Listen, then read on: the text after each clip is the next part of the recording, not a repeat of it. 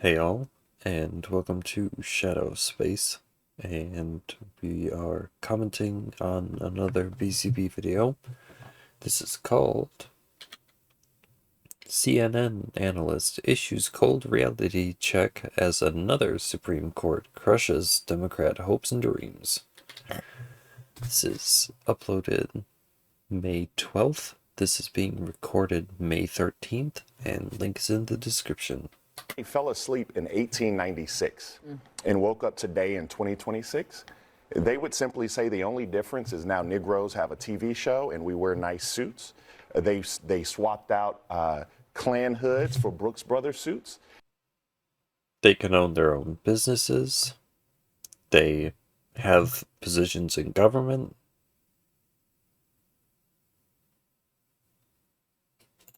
And that is the problem. I mean, Plessy v. Ferguson There isn't was 7-1, segregation. and it gave birth to 50 years of Jim Crow. What we have with this court right now, what we're seeing is watching people who have fought and died and bled so that we would have access to the ballot box, so that we would have access to our voices being heard. You know, this is the exact same narrative that he used with Kevin O'Leary. Almost word for word. This is exactly what he said. Heard in Congress being ripped away. And I think that there is a casual laughter from people we believe to be our friends on the right who are showing us true colors today, because the most sacred, or one of the most sacred acts you have in the United States of America, is the ability to cast a ballot and elect someone and send them to Congress, the State House, or maybe. Even though I don't know who they are, I don't know what their platform is, I don't know what they're going to do when they get in office, and I don't know what they represent, I should be able to vote for who gets into the position. Mayoral seat that represents your interest, and now black folks throughout the South are being silenced. And I don't find that to be a laughing matter. Well, goddammit, I told y'all a week or 10 days ago that the Supreme Court was not legit. Some of you motherfuckers took issue with me. Well, now you're not anymore, now are you? Now we find out I don't know. that in the Louisiana redistricting case, which was bullshit, they decided it after in May or late April, in the elections this year, they're having to bring the legislature to be as corrupt as they possibly be, to disenfranchise as many black. More with the disenfranchisement. We're back. I don't remember what he was saying. Black people as they can. I hate to say this. Here, we'll back up a bit. To be as corrupt as they possibly be, to disenfranchise as many black people as. Oh, right. Disenfranchisement. They can still go. It's not like they can't. They can. I hate to say this to my. I mean, isn't that almost an argument for not everyone not having the right to vote? Like, at this point, black people are probably just gonna boycott voting altogether because they feel like they're losing their representation. So Black brothers and sisters, but you can forget about fucking equal protection and due process in this country now. I hate to say that. I hate to be the bearer of bad news, but I can only tell you the facts. Boy. So we got to talk about Democrats taking another crushing blow to their blue wave hopes and dreams, as the Missouri Supreme Court has allowed Republicans to use a new map for their state going into the 2026 midterms. This is now another red state that is able to redistrict, aka draw out Democrat power and control, right? Going into the midterms. Now, this whole gerrymandering effort from Democrats has officially backfired, because Democrats are now out of ammunition while Republicans are emptying the magazine, right? They're emptying the magazine on Democrats, and now Democrats are begging for mercy. They're saying, stop, we can't take it anymore. We don't want any more gerrymandering. We're against it. We're against gerrymandering, right? This is what they're saying. yeah, They want everybody to cease fire. And it's like, no, there is no ceasefire. You started this. Now we're going to finish it. they don't even want a ceasefire. They just want Republicans to stop so that they can gerrymander everything the way that they want to. right? They want us to stop shooting so that they can reload and start firing again.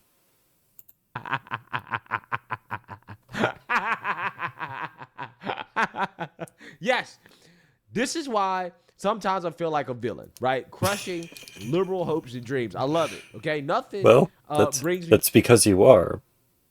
See, because you're both opposite sides of the same coin. So you are a villain to them in the same way that they are the villains to you. More joy than seeing these people lose. The Missouri Supreme Court issued 2 lightning-fast rulings on redistricting this afternoon, both unanimous. The end result, the mid-decade congressional map remains in place. Fox 4's Missouri Capitol Bureau reporter Mark Zinn has reaction on those closing arguments. The Missouri Supreme Court hearing testimony Tuesday on 3 separate cases with one similar theme: redistricting.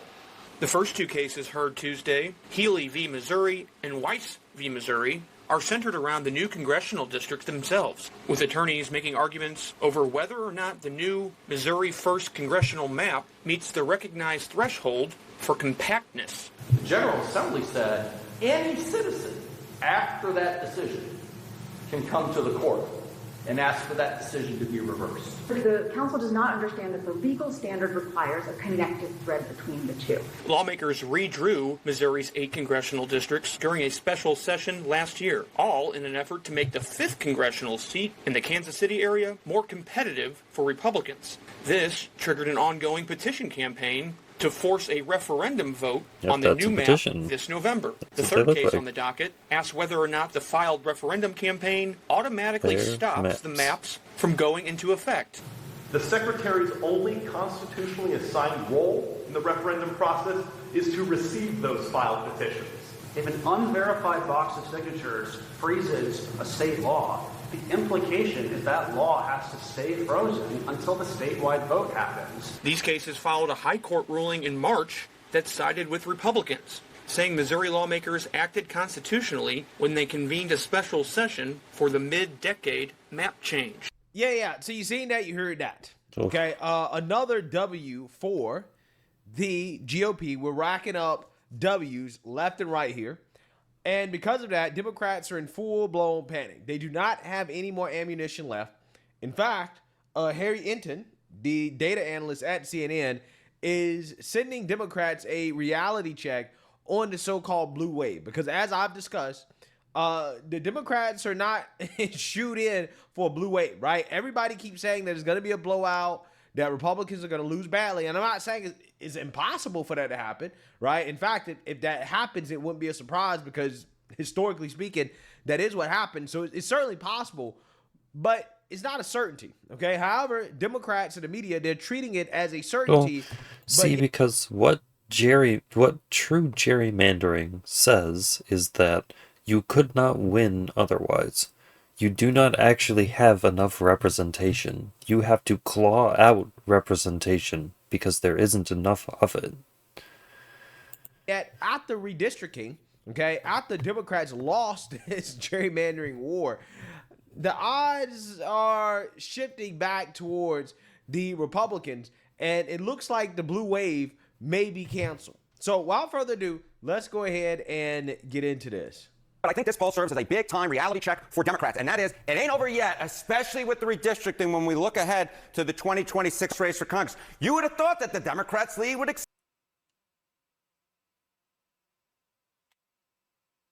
Hakeem Jeffries.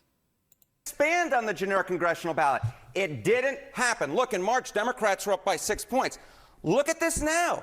Democrats are up by 3 points, and I want you to note the yellow lettering. No clear leader. It is within the margin of error. Wow. So statistically speaking, it's tied, right? It is tied.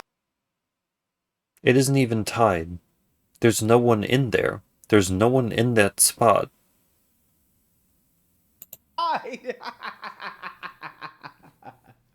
Which, again, see, Republicans don't care. Republicans, as long as they get someone in there, it doesn't matter. Democrats cannot decide. They are not unified around a single candidate. They have no leader. They don't believe in leadership. They don't believe. They are the anti-authoritarian party. They are the anti-authority party. Of course they have no leader. They don't believe in leadership. Whoopi said it yesterday. Everyone should be able to just do what they want on their own. That implies that there are no leaders.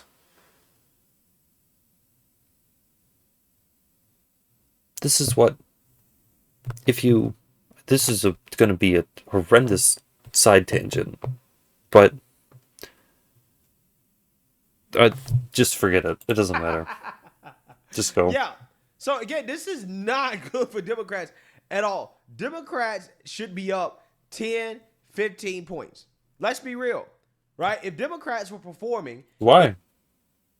They can't even agree about whether they want capitalism or socialism. Like... As well as they should be performing based off history, they should be up by a lot more. But see, the Achilles heel of the Democrats right now is the fact that nobody likes them. Trump derangement is the only thing keeping this party alive.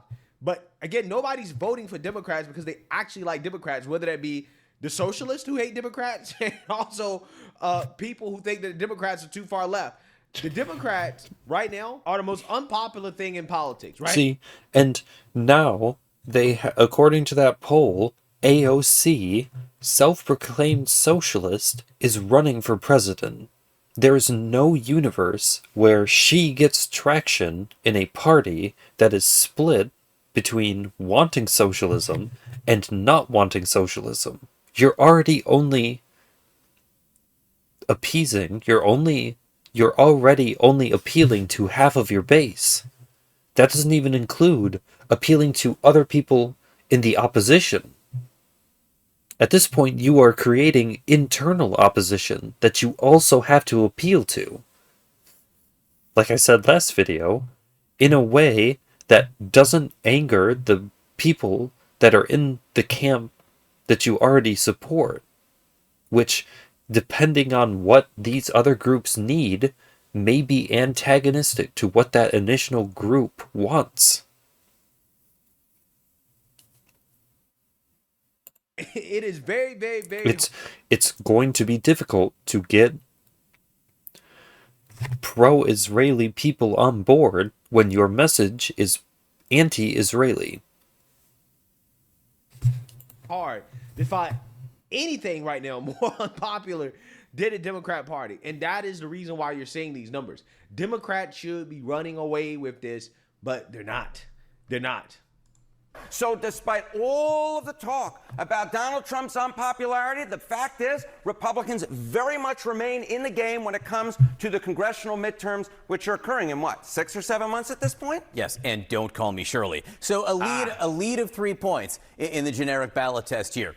Does that get the job done? No. It might not actually get the job done. And I love any reference to Airplane, I will say, and Leslie Nielsen. Look at this. Okay, take a look here. Democrats in the National House vote margin. According to my estimate, what they need for control with redistricting in terms of the national popular vote is somewhere of a win between 3 and 4 points. What's CNN's current poll with no clear leader? It's a 3-point advantage. If this were, in fact, the actual result come Election Day, the race for Congress, the race for the House, would be basically a toss-up. And that is why the redistricting efforts that have been happening are so important. Because before the redistricting happened, Democrats essentially just needed to win the National House popular vote in order to win control of the House of Representatives. But now, with the redistricting, their ladder, they have to climb ever higher, and a 3-point win may very well not do it. This is well within the realm of possibilities. Could be Democrats take back the House. You know, if Democrats outperform the CNN poll by a few points, they take it back. But they could underperform as well, and that would be big-time trouble. As I said at the start here, this game is most certainly not over. Republicans very much in the race for the House of Representatives. Yeah, it's not over. And, I mean, really, to be honest with you, all it takes is for the economy to get better. Now, I know that right now, with the Iran conflict still happening, and that putting pressure on inflation. Well, that or more slip-ups and blunders on behalf of Democrats. You know, like if Tennessee or some of these other places, Like, if the Democrat population start to get too violent, it could turn more people off from the Democrat Party. Yeah, gas prices could just drive that wedge further. This is not necessarily going in the way that Trump should want it to go in regards to what's happening domestically. But assuming that there's some relief, right, going into the midterms, and it needs to happen probably around August, September, probably the latest, okay, then certainly this could be the outcome of the midterms, right? This could be the outcome. So, yes, time is ticking on the economy to turn around significantly in a way that's going to help Trump. But at the same time, the fact that Democrats are still struggling right now, it says a whole lot about the Democrat Party and how the voters don't really see Democrats as a solution, right? They just see Democrats as a protest vote against Trump, but not necessarily because they feel like Democrats can actually solve any problems or that Democrats have solutions. It's just that a lot of people on the left in particular don't like Trump, and that's the main reason why they're voting. And I think that is what these numbers are a reflection of, is a reflection of the fact that Democrats have literally nothing going for them outside of Trump derangement. Well, I think this right here is really the problem, is there's no clear leadership. How do I get behind something that there's no real support for? It's me and 3 other people in the room. All it takes is for the most important variable, which is the economy, for Trump to get better, right, before the midterms. And I mean, at this point, ending all of these conflicts, I feel like, would also be an enormous step in the right direction. Seeing new leadership come up in Venezuela, seeing something happen in Cuba, ending whatever this conflict in Iran is supposed to be. Democrats have some real issues on their hand. And as I've laid out, if Democrats lose this midterms, it's over for them. I have a hard time, a very, very, very hard time seeing Democrats making a comeback in 2028 if they lose these midterms, right? It's going to be really bad for them. Their party's going to be over, right? It's going to be over for them, okay? So this is do or die for Democrats right now, and they're not performing nearly as well as they should be performing, considering historical precedent, right? Usually the party in power, the incumbent party, loses big time. They get wiped out in midterms. That's not unprecedented, right? It's not unheard of. While you have all these doomers, oh, the GOP is going to lose the midterms. I'm like, well, that's kind of what's supposed to happen, right? What you really want to pay attention to because you can't just look at the numbers. You have to think about what was happening in the country at the time that shifted people's perspectives. Margin. If it's a blowout, clearly that's not going to be good for the GOP, right? But again, it wouldn't be unprecedented, right? It wouldn't be unheard of, okay? However, if there is a blue trickle instead of a blue wave, then, I mean, to be honest with you, that's low-key a W for the GOP. And if the Republicans survive, if they outright keep the House and keep the Senate, then that is a massive victory for Republicans. Huge, right? Absolutely huge. It would be absolutely devastating for Republicans to survive. So we don't need a red wave, so to speak. We just need a red trickle, right? We need a very, very, very small trickle. That's all we need for a massive W. In that game. All right, I was saying, the president's approval on the economy. The president is just 30%, 70% disapproval. Those are, I think, the worst numbers he has ever had. But if his numbers are so bad, then why aren't Democrats benefiting? Yeah, that's exactly it, Johnny B. Look, we talk about, economic approval rating for the president. We talk about the net approval rating among registered voters. If we look among registered voters, the net approval rating, he's 36 points under. Where to go? There's no way Republicans could possibly hold on to the House. But look at this. Which party is trusted more in the economy? It's a tie among registered voters. Wow. Just because Donald Trump is unpopular doesn't make Democrats popular. Because they're both split. You match Democrats against Republicans, all of a sudden it is a dead heat. Yeah, so this is crazy, right? Because it's split between the socialists, the Democrats, and the Trump-hating Republicans, and the Trump-supporting Republicans, and, the extremists on the right. Absolutely terrible for Democrats. Why is it? It's because this number right here will change, right? I don't think it gets worse for Trump than this, to be honest with you. I mean, and I'm not going to lie to you. The Iran conflict thing is self-inflicted, right? You can't really blame Biden for that, right? You can't go back and blame. No, which is why I get so frustrated with the whole thing, which is why I really wish he would be more transparent about what the actual objectives are instead of just weapons of mass destruction again as rationale for getting the oil, which seems to be more the objective, keeping this strait open so that the oil can keep flowing, as opposed to doing anything with the leadership, which at that point it doesn't really make sense why we did what we did Biden to say, start okay, the conflict. Well, the reason why gas prices are high is because of Biden. He can't do that no more. Okay, he can't do that. Now, before, he could essentially blame Biden. He could blame Democrats. And I think that he would be right to say, hey, we're still experiencing the residuals of the Biden economy. This is why you're still seeing slightly elevated prices, even though inflation had got down to, 2.3% before that. Well, because the other thing is like gas prices. If you live in a blue state, you probably are paying higher gas prices. But if you live in a red state, you probably aren't experiencing those effects. So, again, I question this number. Iran conflict. So it was basically at 2, right? Going into the Iran conflict. Now, inflation has increased significantly, still not at the levels that they were under Joe Biden, but it's expected because of rising gas prices, right? Rising fuel costs.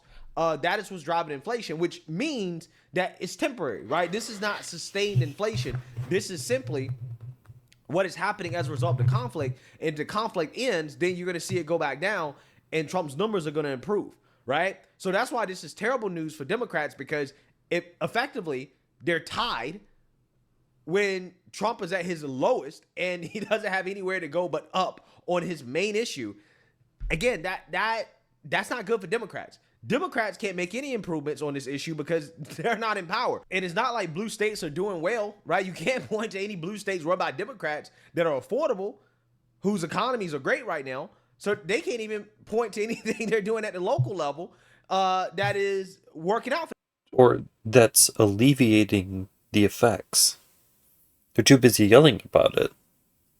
Them successful. So they have no solutions on the economy. Zero, none.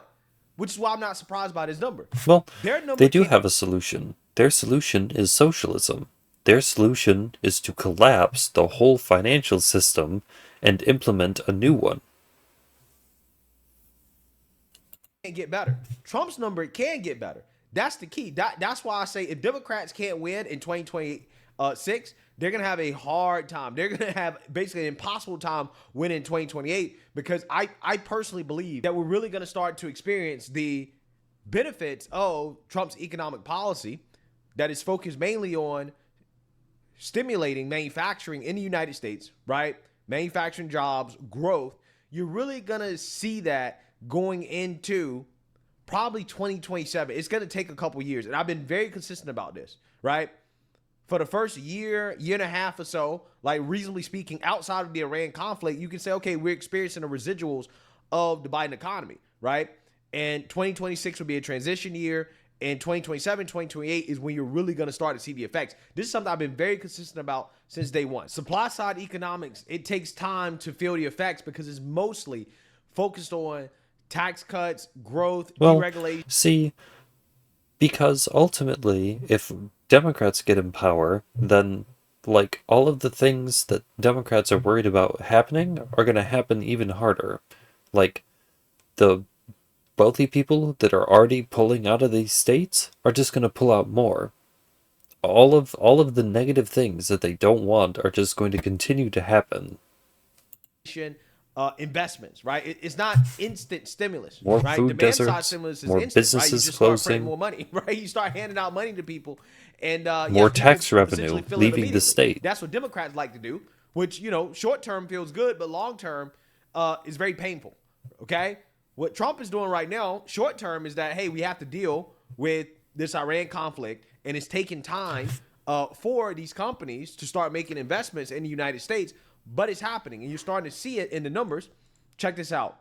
This is the U.S. Manufacturing Index, and anything above 50 means that we're expanding manufacturing.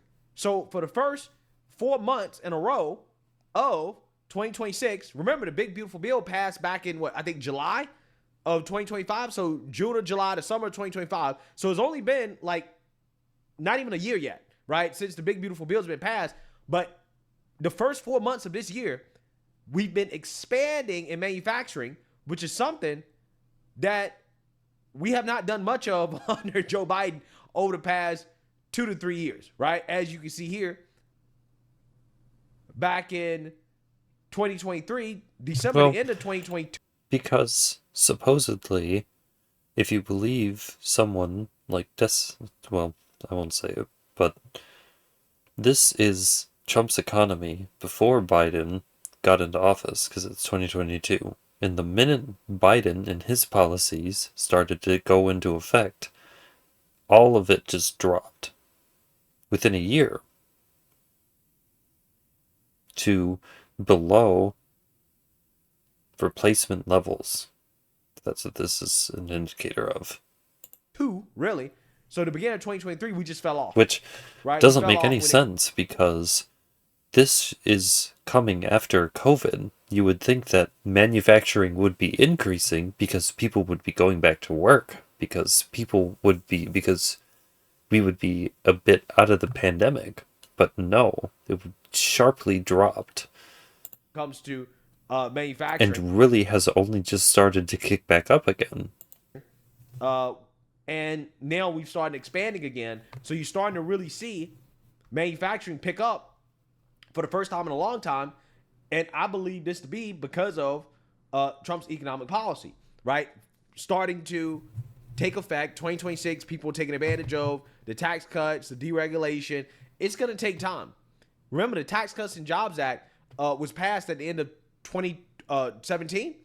And we didn't really start to feel the effects until 2019, 2020, the beginning of 2020, where everybody was like, oh, yeah, Trump's economy is amazing, right? The 2019, early 2020 economy that everybody loves so much, Trump's economy, yeah, it took a year or so. It took a couple years to actually get that after the Tax Cuts and Jobs Act passed, which was his signature economic legislation. So that's what people got to understand. When it comes to supply side, economics and, stimulus, that takes time. That's a little bit different than what Democrats like to do.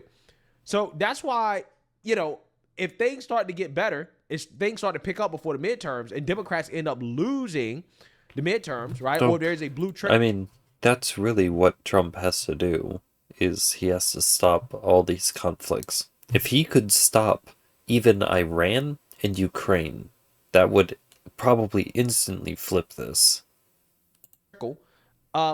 Again, that's going to be very, very, very bad news for them going into 2028.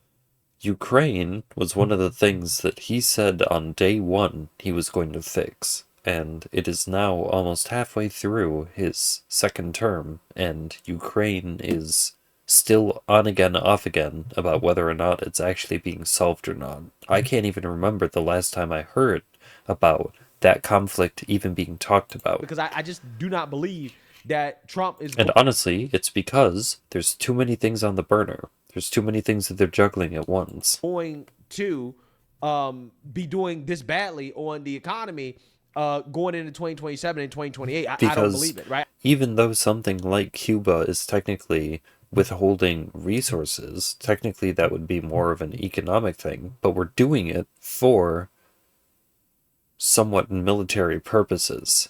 It isn't...